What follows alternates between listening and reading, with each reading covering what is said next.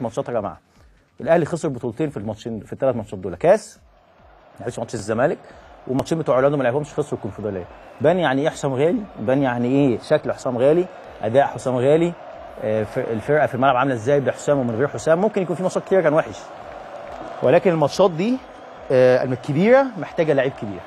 طيب خلينا نروح لتليفون مهم جدا ومعانا مستشار مرتضى منصور رئيس نادي الزمالك. مساء الخير يا فندم، ازي حضرتك؟ مساء الخير يا كابتن حازم، ازيك؟ الحمد لله على السلامه. لسه نازل الطياره اهو. مع ان شاء الله بالف سلامه يا فندم. لسه بنشيد بحضرتك على واحنا خسرانين او الزمالك خسران وانت حضرتك واقف وبتبتسم وبتسلم، ودي حاجه ولاعيبه الزمالك كلها بالكامل وقفت، ودي حاجه ثقافه الهزيمه مهمه جدا جدا، والكبار لما يعملوها اكيد الصغيرين يتعلموا يعني. فنشيد بحضرتك. وجبنا اللقطه اللي حضرتك برضو كنت بتتكلم على فريرة. ايه الاخبار يا فندم؟ هيكمل ولا؟ شوف يا كابتن حازم، بص يا كابتن حازم، خلينا نتكلم بس الاول في المشهد. وضع طبيعي لان انا وفريقي ومحمود طاهر وفريقه كنا بنمثل مصر فرق لمصر بره، والجماهير اللي حضرت من الزمالك والاهلي اللي ادوا درس قاسي للالتراس دي الجماهير اللي احنا اشتقنا لها، دي الجماهير المحترمه. لو تلاحظ ان الزمالك تقدم مفيش لفظ بذيء من جمهور الزمالك او لفظ بذيء من جمهور الاهلي. الاهلي بعد كده تعادل وتقدم نفس الشيء، لا لفظ بذيء من هنا ولا رد من هنا. هو ده الجمهور المحترم اللي احنا اشتقنا له، ده الجو المناخ المحترم بتاع دوله الامارات المحترمه، الضيافه الجميله الكريمه. فاحنا كنا بنمثل بلدنا، ما كنتش بمثل الزمالك ولا محمود طاهر بيمثل. فكان انا دخلت على محمود طاهر وسلمت عليه، بذلت السلام عليه، وبعدين وضع طبيعي. دي الجزء الثاني بقى اللي انت بتقوله، سياسه او ثقافه انك انت ربنا ما وفقكش تقف فارس، لان ربنا ما وفقك في دوري كاس قبل كده. صح. انت مش هتاخد كل البطولات طبعا. ووضع طبيعي. الاهلي خد السوبر السنه اللي فاتت، ياخد السوبر السنه دي، لان الاهلي مش نادي صغير، نادي كبير. طبعا. فكونك انك خدت منه الدوري والكاس السنه دي ده شيء محترم يحسب للعيبه المحترمين الرجاله. طبعا. بقى ضربه الجزاء ضاعت ما ضاعتش، ياما لعيبه كبار ضيعت ضربات جزاء على فكره. طبعا. هي المشكله في ضربه الجزاء ان المدير الفني لما يدي تعليمات أكيد. ان ده اللي يشوط، مفيش مخلوق يقرب من الكوره. صح. مفيش مخلوق يقرب من الكوره. لانه حتى اللي هيشوط ده لو جاب حتى جون، واخد بالك، انت خالفت تعليمات المدير بتاعك. صح. فهي دي كانت المشكله. لكن ما جنش ياما صدر ضربات جزاء، والشناوي ياما صدر ضربات جزاء. لكن النادي الاهلي نادي كبير ونادي عظيم، لما يكسب ما تخضش، لانه الاهلي صغير، ولما اخد منه دوري وكاس السنه دي اقول لا، يبقى انا فريق كبير وعظيم وقدر يكسب الاهلي بعد. الو، بقول لك من 58 تقريبا يا كابتن حازم. ايوه يا فندم. ما كسبش الزمالك في الكاس. صح. ما كسبش الاهلي في الكاس. فالسؤال الثاني بقى بتاع حضرتك بتاع فريرة. طب قبل ما يعني اتكلم على السؤال الثاني والفريرة، يمكن الزملكاويه قبل الماتش كان عندهم حاله من الفرحه والبطوله، بطولتين مهمين جدا، واللي زي حضرتك ذكرت ما حصلتش من حاجه و20 سنه، هو الدوري والكاس في سنه واحده. لكن بعد الماتش الناس خايفه يا فندم على موضوع المدرب، واحنا الدوري داخل بعد 3 ايام. فريرة ايش عرفتي؟ انا مش بتعامل مع الجمهور مش هيمشيني. انا اشوف الرسائل من الجمهور اللي مش طايقينه ورسائل عايزينه. طب انت حضرتك كمسؤول يا فندم، طب كمسؤول فاضل 3 ايام على الدوري يا فندم. يا فندم والنبي لو فاضل 6 ساعات خلينا نتكلم بالمنطق يا كابتن. حضرتك فيريرا يقعد ومشي 9 لعيبه؟ سؤال واضح. فيريرا هذا المغفور صمم يمشي ايمن حفني ودي ودار واسلام جمال واحمد سمير وخالد قمر السنه اللي فاتت. قلنا طيب يعني عشان خاطرنا بنتحايل عليه هذا المغرور. طب عشان خاطرنا، طب ما نودي خالد قمر السنه دي نادي، ما انت اللي خلصت عليه. خالد قمر انا كنت جايبه احسن هداف في مصر، احسن مهاجم، كان منتخب مصر الاول. ما حضرتك انت اللي بتلعبه مش مكانه. واحمد سمير ما انت ما بتلعبوش اصلا. تمام. طيب ممكن يعني دول نعيرهم وتسيب لنا الثلاثه دول، ايمن حفني وجودار وطارق حامد. لا ما كانش طايقهم، مش طايقهم ولا مش موجودين عنده. تمام. ربنا كرم طارق حامد ودودار لما محمد ابراهيم صلاح وكوفي، مظبوط، فلعبوا. فاثبتوا غصب عنه انهم مدرب مش فاهم ان الولدين دول احسن 2 لعيبه. تمام. تعالى بقى السنه دي احنا عملنا لجنه يا كابتن حازم، كنت عارف، كنت بسالك انت ايه رايك؟ بسال ميدو، بسال ايمن يونس، بسال فاروق جعفر، بسال الكويره بتوع النادي. فاجمعوا ان 8 اللي احنا جبناهم هو حمودي وابراهيم عبد الخالق جامدين جدا وشريف علاء. نعم جامدين جدا. خلاص. مش طايق حد فيهم. بس بيلعب كهرباء يا فندم، بيلعب كهرباء على طول. الوحيد خلي بالك، 9 الوحيد والباقي مش معاه. وبعدين هو حضرتك مع احترامي حماده طلبه لا جامد جدا يا كابتن، انا باكل بايدي اليمين تعرف تاكلني بايدي الشمال؟ لا وفوتنا لك مره ومرتين وسنه وسنتين. لا حماده طلبه ما يلعبش شمال غصب عنك، انت مش هتفتي في الكوره. انا جايب لك 2 باكات شمال منهم باك منتخب الاولمبي بتاع مصر. خلاص ادي واحد. كان محمد ابراهيم جاي مش جاهز وانت كوير عارف انه مش جاهز. تمام. ومحمد ابراهيم من ساعه ما جه مش جاهز، ما هو برضه ربنا مصاب، كان مصاب كمان ولسه راجع من اصابه قبليها وكده. هو حماده طلبه الاثنين لعبهم. خلاص. ايمن حفني قال لك مش هيلعب يا عم، اللي اتحايل عليه. طب ممكن اسال حضرتك سؤال يا فندم؟ اسال حضرتك سؤال بعد اذن حضرتك. دايما بيبقى في رئيس النادي او الاداره الفنيه بتقعد مع المدير الفني قبل البطوله، قبل الموسم، يعني بيقول له مثلا احنا عايزين السنه دي دوري وكاس او دوري او هدفنا كذا. هل حضرتك ممكن تكون حددت معاها هذا او انت حضرتك بتتعامل معاها بالقطعه، يعني لو لعب ماتشين مثلا 3؟ سؤال مهم. في العقد المغلقه بقيت منتهى الادب والاحترام اقول له انا محامي عندي 150 محامي في مكاتبي. ممكن اصغر محامي ياخد رايه يقول حاجه انا مش عارفها اخد بيها في القضيه. ممكن ثغره انا مش واخد بالي منها اجيبها لي. حضرتك ليه ما بتستشيرش اللي حواليك؟ لا يا راجل اسماعيل لسه بيخاف يكلمه. اسماعيل لسه عايز يوصل له رساله مني يقول لي علاء عشان بيحبه، وعلاء يروح مكلم نونو ونونو يكلم لولو. في ايه؟ احنا جاي الماتش ده خلاص. يعني مش رايي كل اللي بيفهم في الكوره. لا انا قصدي يا فندم، انا قصدي ان هي بطوله في ماتش، ولكن في لسه دوري وكاس. هل يعني انا عندي 4 بطولات السنه دي. تمام. خلينا نتكلم بصراحه. تمام. عندي 4 بطولات السنه دي. عندي بطوله الدوري. استاذ فيريرا استلم الفريق بعد ماتش انبي اللي حصل فيه احداث الدفاع الجوي. مظبوط. تمام. كان الدور الاولاني خلص، كنت انا الاول بفارق 8 بونت. تمام. حضرتك انا خدت الدوري الاول بفارق 8 بونت، يبقى حضرتك ما قدرتش تلاقي حاجه في الدوري. بس هو يا فندم الزمالك ياما كان فارق الزمالك كان كتير بيبقى فارق في 8 بونت وبيقع في الاخر. عشان في رئيس نادي يا حازم، في رئيس نادي دخل يسال اللعيبه واخدين مستحقاتهم واخدين حقوقهم. لما بيقعوا نفسيا انا اروح لهم ما بقعدش معاهم على الكوند بتاعه. انا بطلع اقول لهم يلا يا رجاله ربط الناس شرفك الرياضي. هو ما بيكلمهمش حاجه. خلاص ادي واحد. يبقى اذا الدوري في ناس قبله ميدو، محمد صلاح، حسام ابراهيم، يجي في الكاس بقى. حضرتك مش متابع الكاس؟ انا كنت ممكن اطلع في ماتش سموحه واطلع في ماتش الاتحاد اسكندري ضربات الجزاء.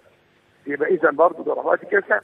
حضرتك بقى الماتشات المهمه، حضرتك اتغلبت من الاهلي مرتين، مره 3 ومره 2. خلاص؟ حضرتك اتغلبت من المخصصه، حضرتك اتغلبت من وادي دجله، حضرتك اتغلبت من انبي. حضرتك عايز مني ايه؟ طب ادي البطوله دي بتاع الكاس الاخيره دي راحت بتشكيلك الغبي ده. طيب تعالى نتكلم في الكونفدراليه. هو انا مش غلبت النجم الساحلي 3 هنا ل 10 لعيبه؟ صح. مش انا اللاعب اورلاندو اللي وصل النهائي ده رايح جاي، انا لعبت لعبت مش هو لعبتي. خلاص المدرب اللي يشيل 5 ما ينفع. وانت على نفسك قلت انت غلبت 2 قفل، انت غلبت 3-1 قفل، لان لو جبت 2-0 هنا اطلع. انا لو انا ما اتغلبتش 5 هناك انا كنت خدت الكونفدراليه.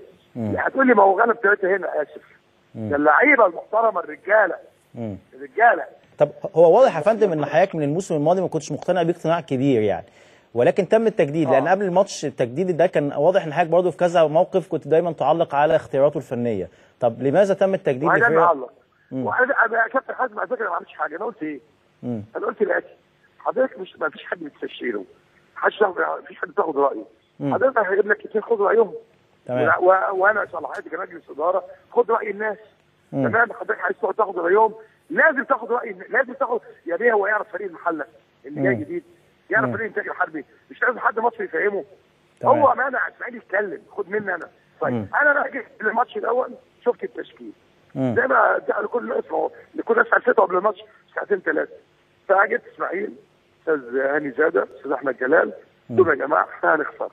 ليه؟ قلت لهم اللي انت قلته دلوقتي. حضرتك قلت كده صراحه. اسالهم يا بيه. قلت هنخسر على طول. اسالهم قبل الماتش ب3 4 ساعات، اسالهم. كلم اسماعيل، كلم هاني، كلم احمد جلال. فراحوا قالوا له اللي انا قلته خلاص. قال لهم بتحمل المسؤوليه. كلموني قلت لهم يبقى هتحمل المسؤوليه. ما تضيعش بهجه الدوري والكاس. انت ضيعت الكونفدراليه ب5 وسكتنا. لن يصلح، احنا مش عزله، شريف عزله، وانا مسؤول قدام الجماهير. لما الزمالك بيقع رئيس النادي الفاشل، لما الزمالك بيفوز ياخد بطوله بنبقى العظيم هو او غيره. خلي بالك ده اللي بيحصل. لا بس الناس كلها برضه بتشيد بدور حضرتك ان انت من الاسباب الرئيسيه مع اللعيبه، يعني ما انت اللي جايب اللعيبه وانت اللي جايب الفرقه. كابتن حازم ما انا مش جايب الفرقه عشان تمشي. انا مش جايب حمودي اللي عايز يمشي دلوقتي. مكي عايز يمشي. ابراهيم عبد الخالق قال لي لا ده انا سايب فلوس من اوقاتي الجديده عشان يلعب. انا مش جايب محمد عادل جمعه وشريف عشان يقعدوا. لا انا مش جايب الناس دي عشان مش جايب محمد سالم اسرع محجب في مصر يتفرج على الماتش. انا مش جايب خالد قمر عشان يخلص عليه واحمد سمير. انا مش جايب اسلام جمال اللي خلص. ما هم يا فندم برضه 11 هم 11 و7 بره، يعني صعب كله برضه هيبقى في كل ماتش وليه مقتضياته اكيد بالنسبه له. يعني كل ماتش ليه مقتضياته. هو عنده مجموعه خلاص مقتنع بيها، الباقي يقعد بره. طيب انت عندك 2 باك شمال. حماده طلبه بيلعب شمال ليه؟ دي مقتضياته. عندك محمد غريم شايفه مش جاهز. حضرتك بتلعبه مكان حمودي ليه؟ حضرتك يا دي احنا قال النهارده في تصريح في جورنال من البيان اعتقد او الاتحاد الاماراتي، كابتن عبد الرزاق الشافي قال انا اللي كسبني الماتش بريرا. احنا نازلين مرعوبين من ايمن حفني. اول ما لقيناهوش فرحنا. لا هو مش حابب ايمن حفني، بقول لك مشيه. لا انت اللي هتمشي. هو قال لحضرتك مشي ايمن حفني؟ ايوه يا فندم فعلا. وهو عامل موسم رائع مع الزمالك راجل ايمن حفني. انا بقول لك مش عايز ايمن، مش عايزه. انا بقول لك اهو مش عايزه ولا عايز حمودي دلوقتي. طب ايه اللي هيحصل يا فندم في الفتره؟ يعني الزمالكاويه عايزين يعرفوا ايه اللي هيحصل بكره والنهارده وبعده. اللي هيحصل يا فندم احنا عندنا اجتماع مجلس اداره النهارده. الساعه 9 ان شاء الله. خلاص. انا راجل بشتغل في منظومه محترمه، احنا كنا قاعدين كلنا تقريبا المجلس كله كان قاعد واتفق ان هنجيب ناس مصريين مع الراجل ده.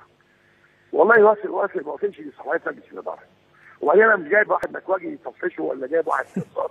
انا جايب راجل مدرب كان مدير فني قبل هو بايدي. خلي بالك حضرتك بقى اقعد خد رايه. طب اللاعب دون، طب ما انا ماتش ده وانا ابدا باسلام جمال مع ادودار، طب الماتشين دول طيب يبقى كوفي مع علي جبر اللي هو خلص عليهم، لانه هو ده مستوى علي جبر ما هو تعب، ده مستوى كوفي ما هو تعب. مفيش لاعب يلعب 70 ماتش وفي بديله زيه بالظبط قاعد على الدكه. تمام خلي بالك انا ماتش يعني النهارده يا فندم مجلس الاداره هيحدد مين هيجي ان شاء الله. طب والراجل ملوش اي رد فعل يا فندم لو قال لا او والله عايز يمشي انا مش همشيش حد. انا ما مشيش حد يا استاذ. يعني لو قال لحضرتك انا مش عايز الاثنين وعايز اكمل في الزمالك. لا اكمل الزمالك ماشي، بس هو مش من صلاحياته، مش عايز. مش صلاحياته. صلاحيات مجلس الاداره يجيب على فكره. بقول لجمهور الزمالك العظيم لعاداتكم الرجاله اللي احنا اشتريناهم هم اللي في الملعب. لكن هو خطط الفاشله وخوفه وتشكيله الفاشل. وانا اقفل معاكم اسماعيل يوسف. قول له مرتضى قال لك ماتش 3 4 ساعات الكلام ده وبلغت الراجل ولا لا؟ تمام. وانا برضه يا جماعه هو شريف سيد انا مش انا راجل راجل صغير يا كابتن حازم من سنه 92. يعني يا اخي حتى لو ما بفهمش في الكوره من كتر ما اتفرجت على ماتش بقيت افهم خلاص. حتى احمد جلال اساله قال لي لا ان شاء الله ربنا يوفقنا. قلت له والله ربنا ما يوفقنا عشان هذا الراجل ظالم. هذا الراجل ظالم. طب انت شايف حضرتك يا فندم، شايف حضرتك يعني العلاقه طبيعيه بين حضرتك كرئيس نادي ومدير فني نادي الزمالك هتبقى طبيعيه كده بعد الاجواء الساخنه دي بشكل كبير مثلا؟ انا اصلا ما بشوفوش الا ما بيعمل مصيبه. لما بجيب اقول له من فضل حضرتك نادي الزمالك ده بعد اذن حضرتك اللعيبه دي احنا جايبينها بملايين. يعني حتى لقيت اجيبها له ايه؟ ان في اهدار مال عام وان في تهريج جهاز مركزي محاسبات قبل كده. سائل لما بيسال ممدوح عباس ده ما لعبش ليه وده ما هيسالني انا برضه نفس القصه. حضرتك قول لي ده متمارض، حضرتك قول لي ده مصاب، حضرتك قول لي ده ما بيجيش تدريب. اخد معاه موقف. انما اللاعب يبقى جاهز وفورمه 100 100 وحضرتك مش حابه وحابب حماده طلبه ومحمد ابراهيم يبقى هم يلعبوا دول يقعدوا ازاي يعني؟ يعني منطق ايه الظلم ده؟ طبعا مع احترامي حماده ولد كويس جدا ومجتهد جدا قوي يا فندم، بس مش مكانه. ناس محترمه. انا بقول لك ليه بس مش مكانه. طب ممكن اسال حضرتك سؤال برضو يعني كروي شويه. ليه حضرتك مثلا ما تديلوش ان هو داخلين على الدوري ياخد وقته في الدوري مثلا، حضرتك تحاسبه بعد الدور الاول او بعد 10 ماتشات؟ لا خلاص بعد بطولتين ما عادش فيه فرص. وانا اللي مسؤول قدام ربنا قبل الجمهور. قدام ربنا قبل الجمهور، قدام جمعيه العموميه اللي انتخبتني باكتساح قبل الجمهور. انا اسف عشان حضرتك جمهور الزمالك 75 مليون، لو سالت كل واحد حازم هيقول لك راي مختلف. انا بقول لك اهو راي مختلف. واحد يقول لك زرار اعظم واحد يقول لك ده، واحد يقول لك خرب الدنيا، واحد يقول لك لا سيبه. انا مش هقعد اسال 75 مليون بني ادم.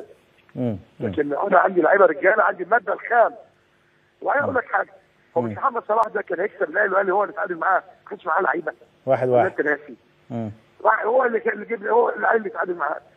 خلاص يا راجل. انا عطاء يا عم حازم. معلش يا فندم، معلش بس الصبر كده والهدوء ان شاء الله، والدنيا تمشي ان شاء الله يا فندم باذن الله. يا حازم انا عايزك تقفل معايا وتكلم سعيد يوسف. هكلمه والله. حاضر. قول له رئيس النادي قال لك، قول لفريرا انت مش هتكسب النهارده ولا لا؟ وده تشكيل خاطئ. قال له هتحمل مسؤوليه، وقال لي هاني زي كده بالحرف الواحد انا اللي بدير. خلاص اتحمل. لكن انا ما ضيعش مني بطولتين كانوا في ايدي، في قبضه ايدي، عشان مدرب مغرور فاشل ظالم. لا انا مش تمام. جينا على الهولد شكلنا. الو.